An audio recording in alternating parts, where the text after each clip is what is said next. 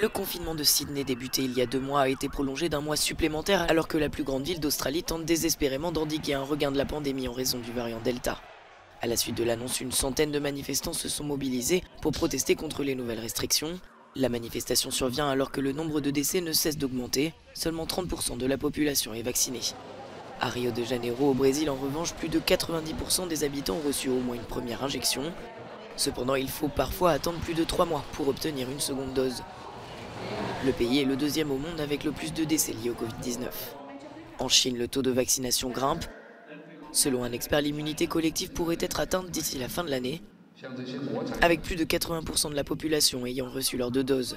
Le pays a adopté une stratégie zéro Covid depuis le début de la pandémie. Dès la découverte d'un cas, c'est toute la ville qui est confinée, ce qui inquiète certains spécialistes, puisque les conséquences économiques sont importantes. Et enfin, Cuba dispose désormais de 2 vaccins mis au point par les scientifiques du pays. Une annonce qui survient alors que l'île connaît un taux d'incidence élevé.